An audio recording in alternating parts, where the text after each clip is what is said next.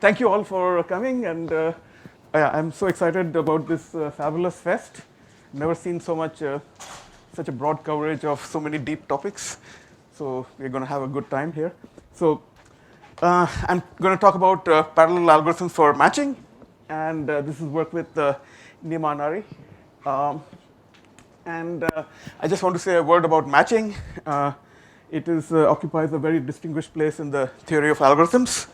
Um, and it has given rise to some of our most central notions in the theory of algorithms. So Jack Edmonds defined polynomial time, Les Valiant defined sharp p-completeness, and in this work with Jerem and Valiant, we gave a polynomial equivalence between random generation and approximate counting for self-reducible problems, and that sits at the core of the MCMC method. So these are all bread and butter issues for all of us, but matching has shown us the way, even in slightly more esoteric, still mainstream models of computation.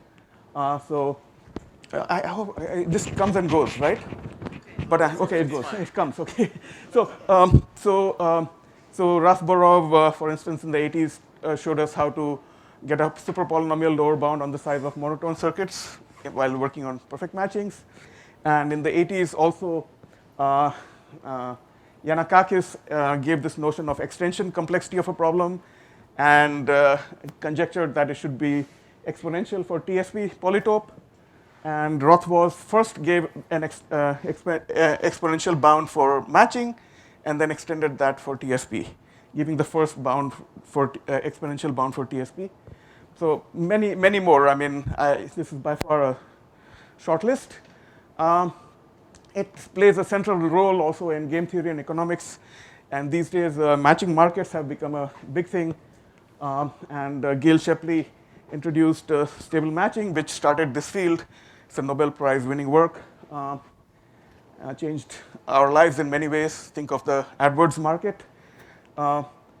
Then Shapley-Shubik completely characterized the core of a two-sided transferable utility market by using bipartite matching, the LP for bipartite matching.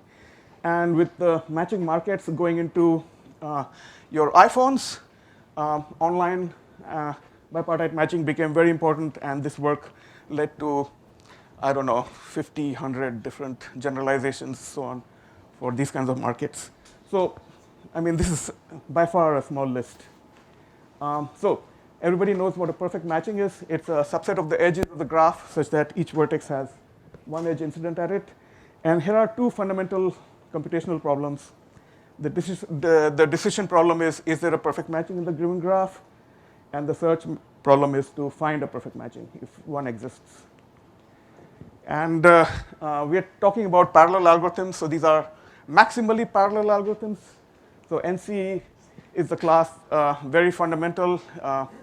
It captures beautiful problems solved in a most fantastic way. I mean, in a very fundamental way using fundamental properties. Here, each processor can only work for polylog time, which is so short that it cannot even read the entire input. Okay? But then you have a polynomial number of processors that are sharing a common memory and can therefore compute something big about the whole input. And NC is the deterministic class. RNC is where you have randomization. And as you can imagine, one of the main issues here is how to make these processors think about the same thing, right? And sometimes randomization has played a key role in that, and I'll show you how. In '79, Lowas wrote a fantastic paper on matching, and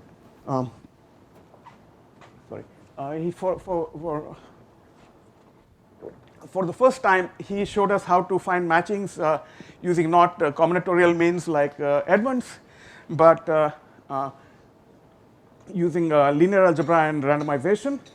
And he didn't talk about parallel algorithms in this paper, but it was clear that it could solve, his methods could solve the decision problem in RNC.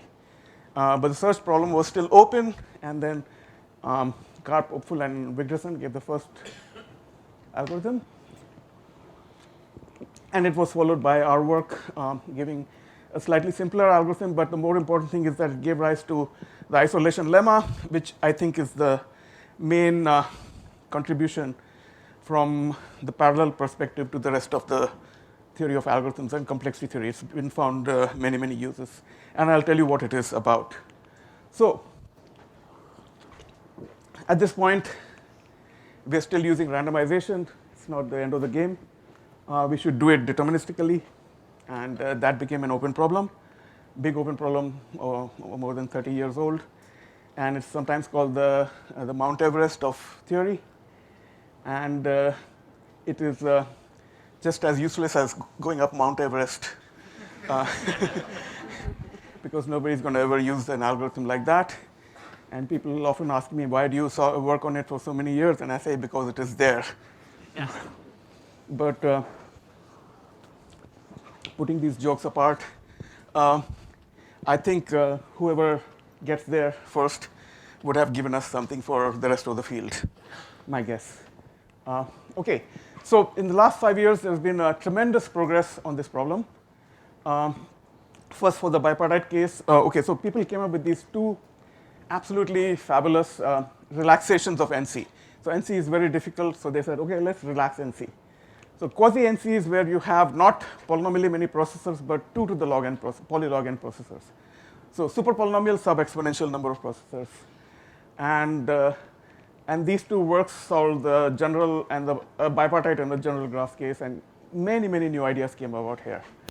And then your own Shafi Goldwasser with her student Grossman gave what's called they defined this notion of a pseudo-deterministic RNC algorithm.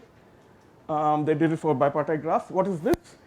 It is like a deterministic algorithm, but it uses randomization.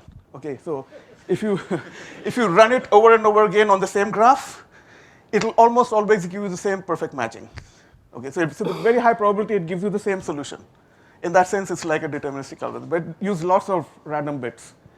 So it seems like magical, but I'll show you how it's done a little bit.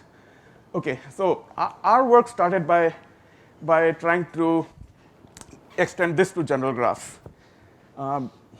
Okay, and but before I can even state our results, I have to show you some key ideas from the MVV work. And okay, so our viewpoint was the following. The main difficulty is how to make all these processors, which cannot even look at the whole input, think about one matching out of however many matchings there are, 1, 2, 15, polynomially many, super polynomially many, or exponentially many, or super exponentially many, and factorial. Okay, so how do you make them all think about one matching? And for that, here's what we did. So I'm going to use these acronyms throughout the talk, and these are key notions that I think are very important going forward. So by MWPM, I mean minimum weight perfect matching, and by small weights, I mean polynomially bounded weights in the polynomial in N, bounded weights.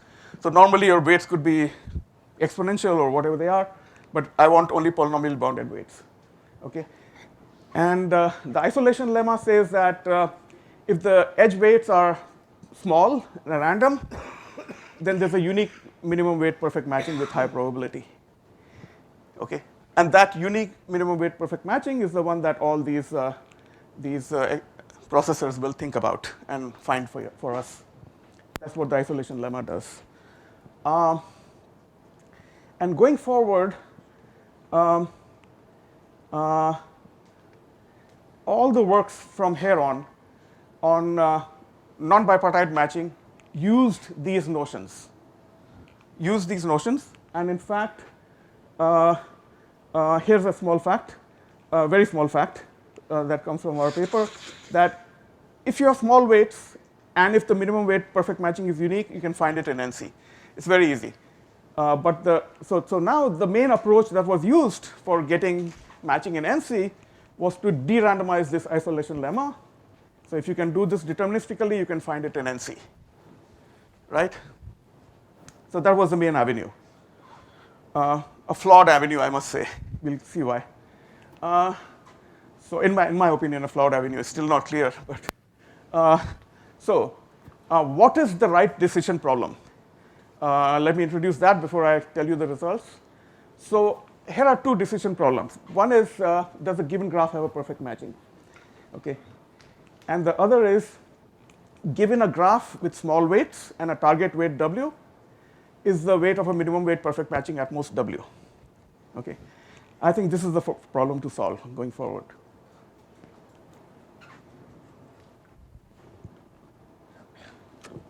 Any questions? Why? So this is clearly reducible. Sorry, this is reducible to this. This is harder. Okay. This is the problem to solve. And yeah, I mean, sometimes generalizations are easier to solve. People have already spent a lot of time trying to solve this by de-randomizing polynomial identity testing. And I think that's just as wrong an avenue as de-randomizing isolation lemma.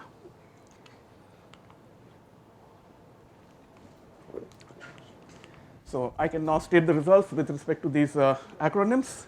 Do I repeat these, or from now on these are for us for throughout the talk? Minimum weight perfect matching and small weights.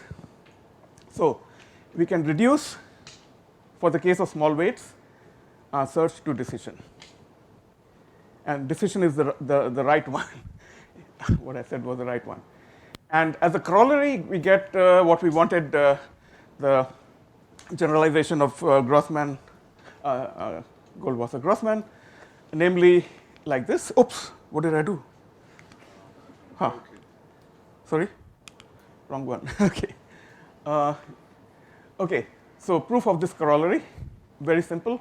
Once you grant me this theorem, because the MVV algorithm for small weights finds the weight of the minimum weight perfect matching with very high probability. Okay, just the weight. It finds a minimum weight perfect matching also, but not with a very high probability. But the weight it finds with very high probability. So if you know the weight, you can use this as an oracle. And let's assume if it made no errors, we are in good shape. And we can make the high probability be 1 minus 1 over polynomial. If it made no errors, we'll get the minimum weight perfect matching. Right? So we solve the so this is a quasi-deterministic pseudo-deterministic RNC algorithm. Right? It uses randomization, but almost always gives you the same perfect matching, namely whenever it made no errors, and that happens with very high probability. So it almost always gives you the same perfect matching, right? Any questions? Yes, sir. Optimization does not choose the weights. Yes, it does, but it gives you the weight of the, yeah, it doesn't matter which one you find. It doesn't matter which weighted matching you're looking for. The goal here was not to get a minimum weight perfect matching. The goal here was to get a perfect matching. You're right. Good question, actually. Sorry. Good question. So what did Goldwasser and Grossman do? They found a perfect matching, not a minimum weight perfect matching. I'm also going to give you a perfect matching, and I'll do it with respect to whatever weight function I choose. Right? That's up to me. Good question, though, and that will be a clear distinction going forward. Okay, so, and I just want to say that over the last 5 years, there were so many ideas, and one of a bunch of ideas also from this work that went into our work. This is where we gave an NC algorithm for the planar case, the first one for non-bipartite graphs, yeah. But I will not be able to go into all these, name who all got all these ideas. It's all in the papers. No credit to be given here, other than from here we used a lot. We used the entire framework. But from the other works, we used many ideas, key ideas, all the time. So our current goal, again, so thanks to you for asking that question, because yeah, my mind is not here. I can't remember any names. Sorry. You'll see. Yeah. So We just want to find a perfect matching, not a minimum weight perfect matching. But we have an oracle for a minimum weight perfect matching. So we can keep changing the weights as we want and ask the oracle for the current weight that we are thinking about. And we'll keep changing the weights many times. But we want a perfect matching. Okay, so we are only going to solve the cardinality version, and we can initialize the weights to unit. And yeah, before I come to this, so please stop me again if you have a question, because I think I can make it clear in the hour that I have and answer a few questions also. So if you have any clarifications, I'll be happy to provide it. So here's the basic strategy. So we keep pruning edges judiciously. And by judiciously, I mean that we don't want to throw out all perfect matchings from the graph, of course, right? And keep throwing out until one perfect matching remains. That's the basic strategy. Okay, how do we make it work? So even cycles play a very key role here. So take two minimum weight perfect matchings, the green and the red, and their symmetric difference will have to have some alternating cycles. Now, and alternate edges will come from the red matching and alternate ones from the green matching. And everybody here should be able to see it in 30 seconds that the weight of the red will be equal to the weight of the green. Otherwise, if one of them is lighter, we could take that and the other edges from the other matching in the rest of the graph and get something lighter than the minimum weight contradiction. Okay. So that gives us a very, very key notion, which is the circulation of a cycle, which is the weight of even numbered edges minus the odd numbered edges and absolute value, so it didn't matter where we started the numbering from. Okay, this is a circulation of a graph, of a cycle. And what I just told you is that every alternating cycle must have zero circulation, right? Let's look at, so finding alternating cycles is very hard, just about as hard as finding perfect matchings. So let's just home in on all cycles, all even cycles. So suppose that all even cycles have positive circulation. Of course, circulation can never be negative, of course. So it's either zero or positive. Suppose all even cycles have positive circulation. Then there must be a unique perfect matching, just the contrapositive of this statement, right? And that was the old goal of all these other papers. Okay, and if you have a unique minimum weight perfect matching, you can find it at NC. That was the old goal.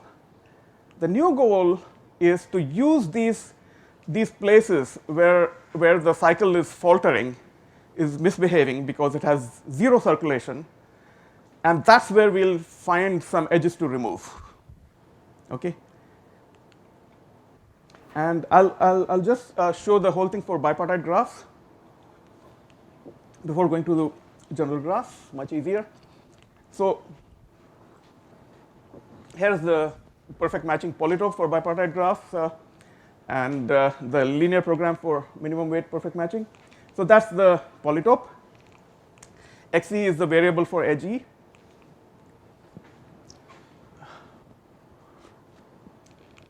And for each vertex, we want xe's to add up to 1, of course, because if it were an integral solution, then it would pick exactly one edge incident at the vertex, and all edges, of course, have to be non-negative.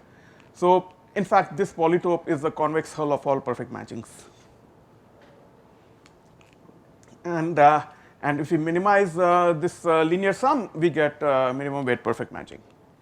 And now the faces of this polytope are defined by the set of inequalities, as always. The set of inequalities that are set to equality. And there are only one kind of inequality here. Very, very simple. Whether you set this edge always to 0 or not. Always to 0, then you get, you take a subset of the edges, set them always to 0, you get a face. Okay? And there's one kind of face that is very key. As I said, this is the convex hull of all all perfect matchings. And so these corner points are perfect matchings, and they are defined by setting m minus n over 2 of these inequalities to equality. And the other n over 2, which are the edges of the perfect matching, are set to 1. Right? Just to give you an example of a face. Okay, I'll come back to faces in a moment. But let me say a bit about the decision oracle. That's the decision oracle. Is the weight of the minimum weight perfect matching at most W for some target W. But once you have this decision oracle, all these problems are in NC. What is the weight of the minimum weight perfect matching? Because you can do a binary search. Weights are small. It will take only log time. Is a given edge in the minimum weight perfect matching? Very easy. Remove the edge and its two vertices. Find the weight of the minimum weight perfect matching in the remaining graph. Add the weight of the edge back. See if it is equal to the weight of the minimum weight perfect matching in the whole graph. Then this edge is in the minimum weight perfect matching.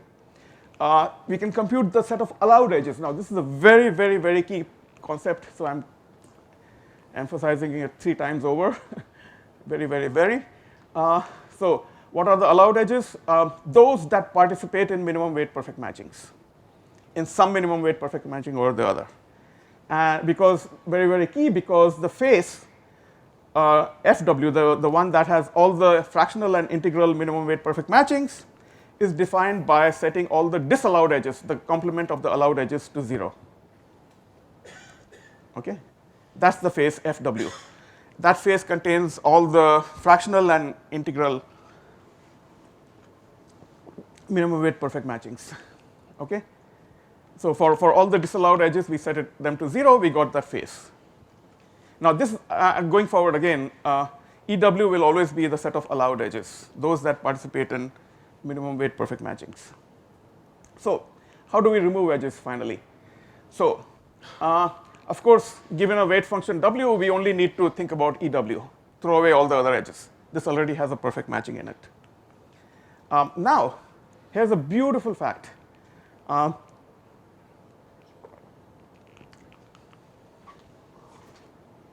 If you have a cycle which consists of only edges that are allowed, then its circulation has to be 0.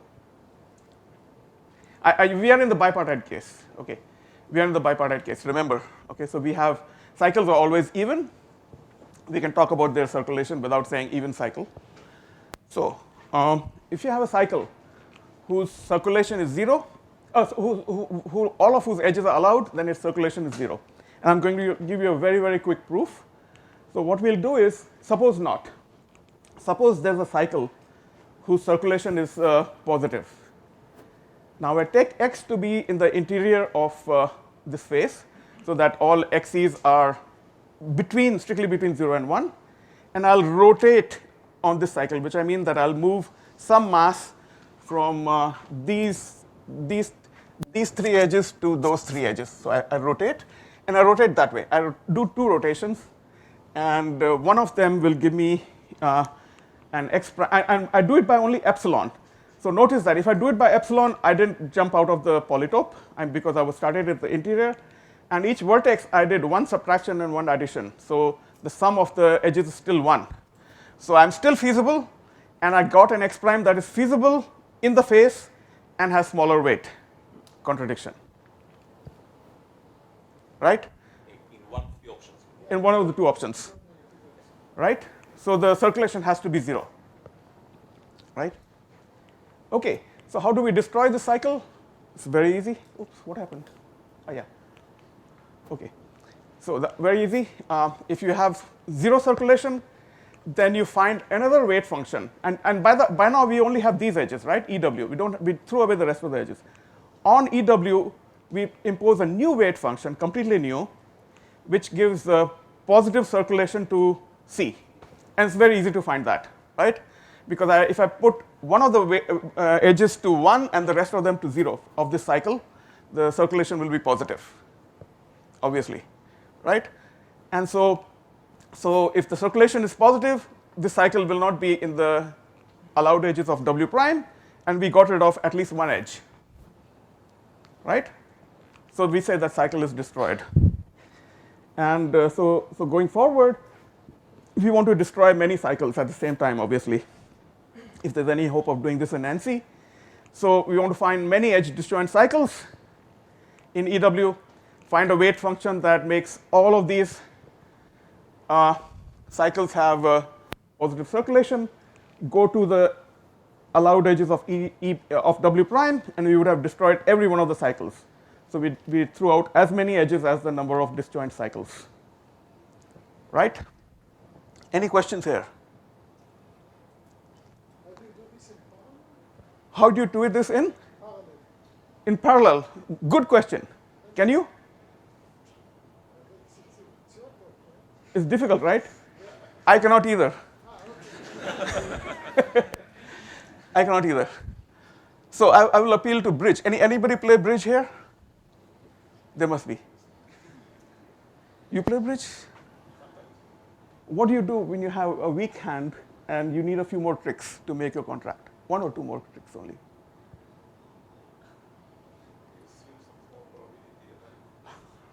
A simple thing to do in bridge. It has a name. Nobody? That's cheating. No, legally you can do it.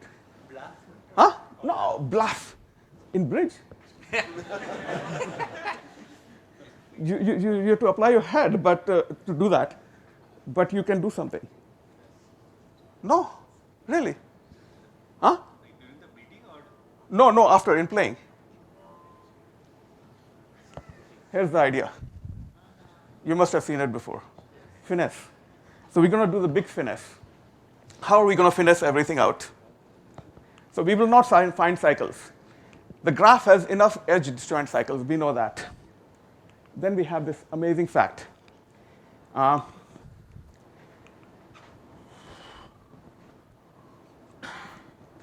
If you know that there are S edge disjoint cycles in the graph, if you know, you don't have to find them. If you know, then you can construct in NC this many weight functions. That's small number of weight functions with small weights, such that one of these cycles destroys all. One of these weight functions destroys all the cycles, every one of them.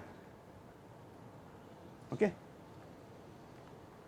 And these weight functions are constructed obliviously, which means that all I have to tell the weight functions is this is the first edge, this is the second edge, this is the third edge, and so on.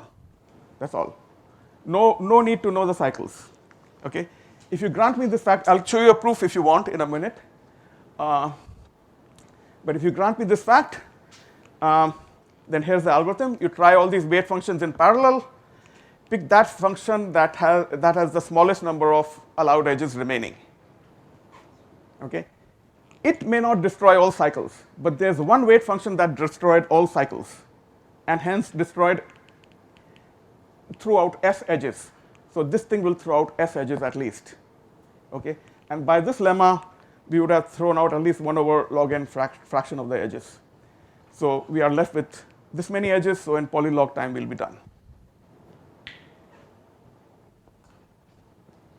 Right? How many people want to know the proof of this? Oh, good. Because a couple of iterations of this talk ago, I gave a talk at Columbia, and they wanted a proof, and I gave the proof, and then I came back, and my host said, I got a paper out of this fact. So I think it's useful to tell you the fact. Okay, I mean the proof of the fact. So again, the fact is that if you have S edge disjoint cycles, you don't know where they are. If you know there are, then you can construct this many functions with such weights so that one of these functions destroys all these cycles. Okay, here's the proof. So let S be this a set of S cycles, and you've numbered the edges from 1 through n. And first we give very large weights, super increasing weights to the edges. So edge I gets weight 2 to the I. And then every cycle will have one very large edge that dominates the sum of the rest. Right? So the circulation of every cycle will be positive. Right? So the product of these circulations over all these cycles that we have in mind is non-zero. Now I'll show to you that there is a small number k such that z is 0 mod k. Non-zero mod k, sorry, you're right. Yeah, please correct me and or ask any questions if you want anytime, yeah. So there is a small number k such that z is non-zero mod k. Let's show that. Then we'll be done. And all we need is some modular arithmetic and one small fact from number theory. So, so if Z is non-zero mod k, every cycle has non-zero circulation mod k. So we define a new weight function W prime, where W prime on this edge EI is EI mod k. So that's a small number, okay? And we'll think of it as a number, as an integer, not mod k, as an integer, okay? Now, since the circulation of this cycle is non-zero mod k, it is also, sorry. Yeah, if the circulation of the cycle is non-zero mod k, it will also be non-zero with respect to these integer weights. Because if it were 0 with respect to these integer weights, it would be 0 mod k, right? It's harder to be 0 with respect to integers and easier to be 0 mod k. If it is 0 mod with respect to the integers, it will be surely 0 mod k. But we know it's not 0 mod k, so it's not 0 with respect to these small integer weights. And so each one of these cycles is destroyed by this weight function W prime. Okay? And two more sentences, two more lines to finish it off. So this number Z, which was the product of all these circulations, is small enough that if we take the LCM of these first Sn square numbers, it's bigger than Z. So this LCM does not divide Z, so one of these numbers doesn't divide Z, so Z is non-zero mod that number k, and we are done. Right? Questions, comments? Too easy, too hard? Too fast, too slow? Just right. Just right, right? Somebody has to say just. Uri, just right? Yeah. Okay. If you say so. If you say so. Yes. Oblivious, you just have to know the numbers of the edges. This is edge I. Okay, so now we go to general graph. So I'm done with bipartite graphs. You realize that? With this, we are done with general bipartite graphs. The main result is done with bipartite graphs. If you have that oracle, you can find a minimum weight perfect matching. So we go to general graphs, and of course, the polytope is much harder. We throw in exponentially many more constraints for each odd set of vertices of 3 or more cardinality. We have to be sure that the cut separating S and S complement has at least one edge going out of it, because any perfect matching will match all but one of these odd number of vertices inside, okay, and must have one unmatched vertex which has to be matched outside, and that will go into the cut, at least one such edge. So every fractional matching also has to have that inequality. And now the faces are defined by setting some of these inequalities to equality, which means you have to make some of these edges be disallowed, and which means that you also have to have some tight odd sets. So as an odd set is tight if this inequality set is satisfied with equality. So that's what faces are. Disallowed edges and tight odd sets. And we look at this example. What's the weight of the minimum weight perfect matching here? These are the weights, zeros and ones and zeros.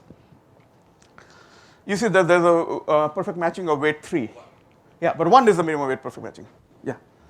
How many do you see of weight 1?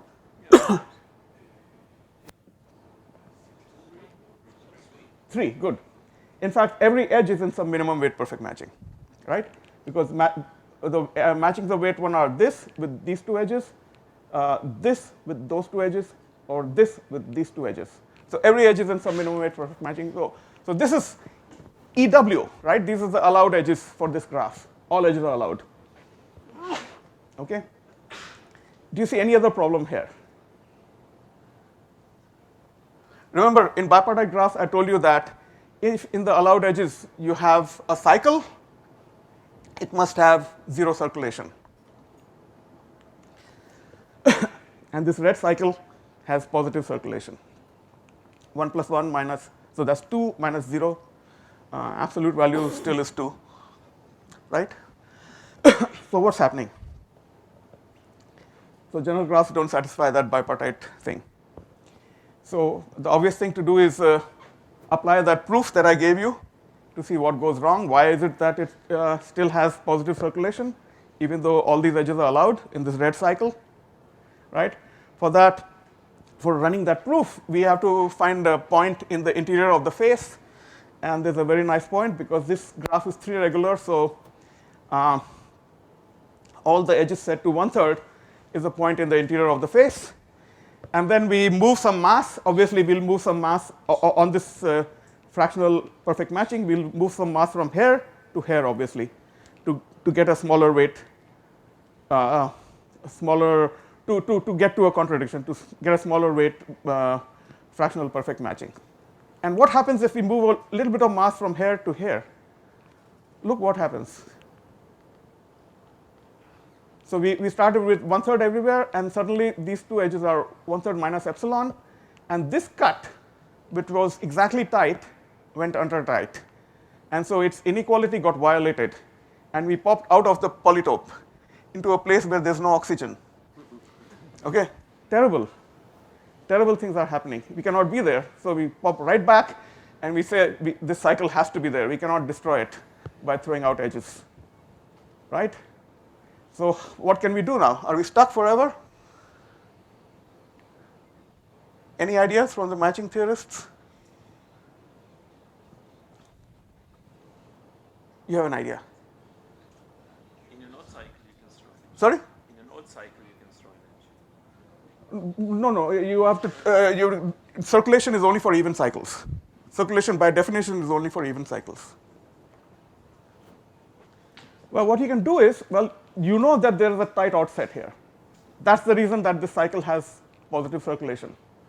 So if there's a tight offset, we can shrink it. And the matching theory says that this graph has a perfect matching, and no matter how we find this perfect matching, say we match this edge, then we throw away this endpoint, we can find a perfect matching in S. So we got two smaller problems. This, and once we find the matched edge, then whatever is left inside, we find a perfect matching there. Not bad, right? We got two smaller problems. That's just as good as getting a smaller problem by throwing away edges, right? So that's our strategy, okay? So in other words, whenever we have zero circulation in a cycle, we find a weight function so that we get, which defines the circulation to be not positive. Then either we lost an edge, or some tight offset crosses C, and when we shrink S, we get a smaller graph. In either case, we got fewer edges, either by throwing away edges or by shrinking odd cycles. And we say that edge is destroyed. And now the rest of the strategy is same as bipartite. Find many edge disjoint even cycles, right? They are not guaranteed to be even in non-bipartite graphs, okay? And destroy them. Okay, so how do we destroy? So obviously here we have to find the set S that's crossing this cycle. And we prepare ourselves by finding a description of the face, which is given by the allowed edges and a laminar family of tight offsets. Laminar because if you have crossing tight offsets, and if you shrink both of these, it doesn't have the nice matching property anymore. Because if you shrink both of these sets, the rest of the graph may not have a perfect matching. So you can only shrink when you have a non-crossing sets. That's why we want a laminar family of tight offsets. And in fact, the graph has not infinitely many, sorry, what am I saying? Exponentially many laminar families of tight offsets. Exponentially many.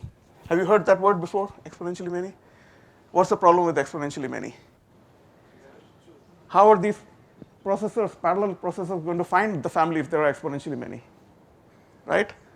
And we are not allowed to use randomization either, right? So are we sunk? Well, we can ask for very special classes of laminar families, for instance, those that are associated with optimal duals to that LP that I gave. Even those are exponentially many. And then there's this amazing paper of Saigon, Gabo and Sankowski, that says that that defined this notion of a balanced critical dual, which is unique.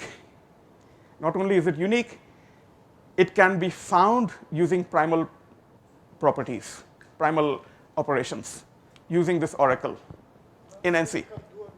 Sorry? Dual of the LP that I gave you, of the minimum weight perfect matching. So the dual, if it's a balanced critical optimal duals always raise duals of the tight odd sets that are laminar, or you can make them.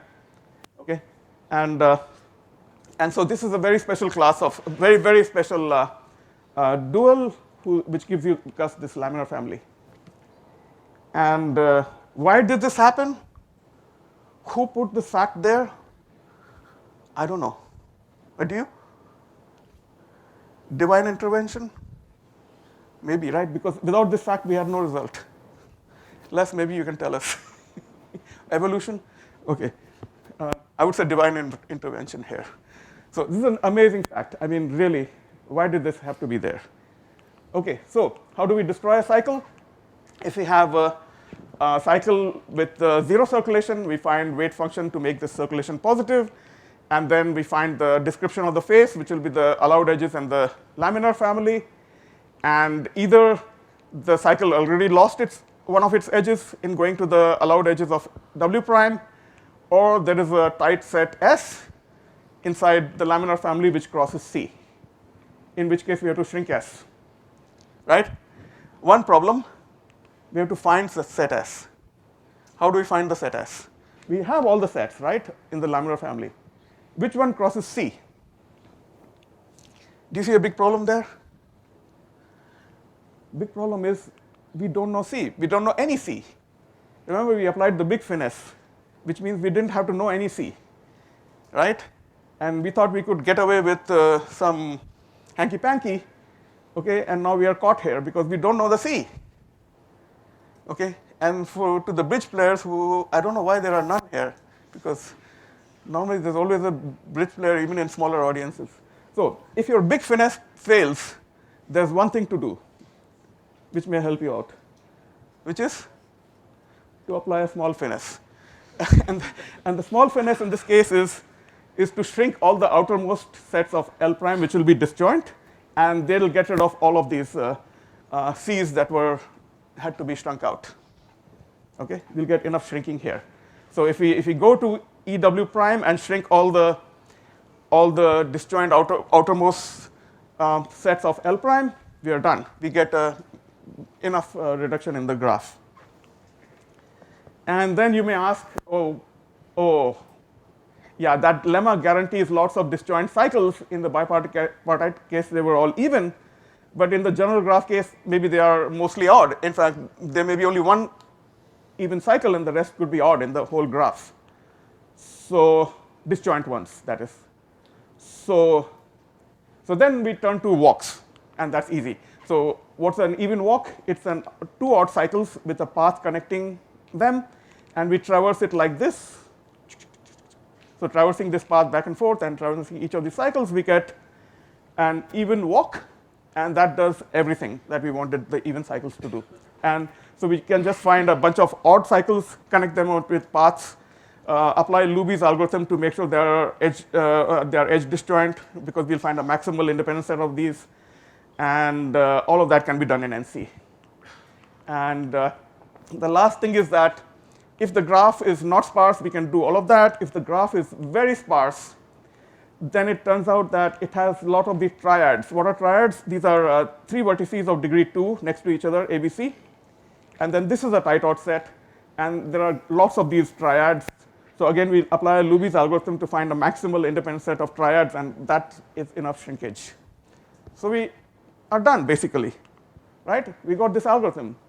And so until we are left with one perfect matching, we apply the Big Finesse, find some weight function W prime that will remove a lot of edges or shrink a lot of edges once we find the description of the face.